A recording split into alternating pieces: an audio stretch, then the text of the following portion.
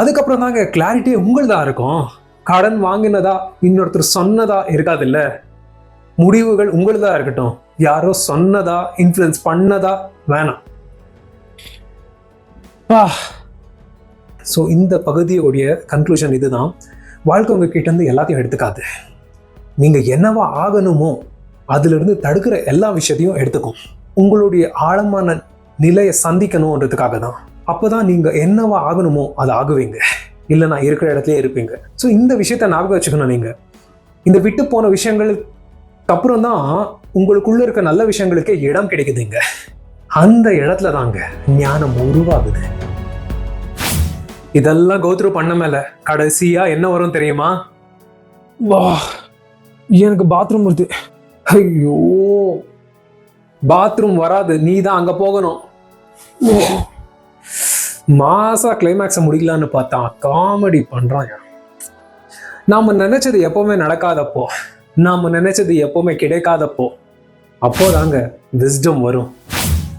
Wisdom எப்போ வரும்னு கேட்டவனுக்கு வந்துச்சு, அவன் போயிட்டான். யார் இருந்தா என்ன, யார் போனா என்ன, ஹூன்னு சொல்லுங்க, நான் வரேன். அப்படி ஞானம் கேக்குது. நீங்க ரெடியா? ஒரு சின்ன டிஸ்க்ளைமா, இந்த நான் வரேன் என்ன சொன்னது நான் கங்குவா படத்தோடைய ரிவ்யூல என்னுடைய ஃபர்ஸ்ட் vlog அதில் தான் நான் அதை பயன்படுத்தினேன், நான் வரேன்னுட்டு. ஸோ நான் வேற யாரையும் இன்ஸ்பயர் பண்ணி இதை சொல்லலை, அதை மட்டும் கன்ஃபார்ம் பண்ணிக்கிறேன். ஓகேவா? அப்போதான் ஞானம் எனக்கு உறுதியாக வந்தது. ஞானம் விஸ்டம்னு சொன்னா எல்லாம் தெரிஞ்சுக்கிறது கிடையாது, எல்லாத்தையும் தாங்கிக்கிறது, எல்லாம் உண்மைகளையும்.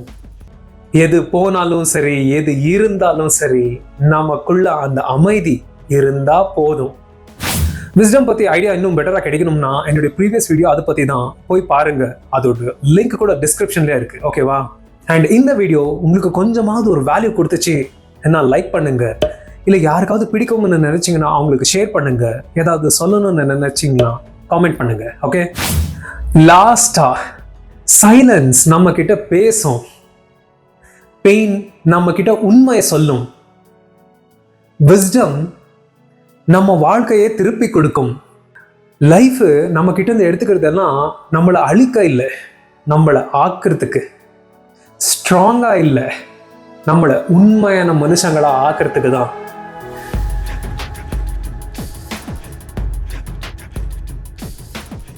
What hurts today protects you tomorrow. எதெல்லாம் இப்போ உன்னை நோகடிக்குதோ அது உன்னை நாளை காக்கும்.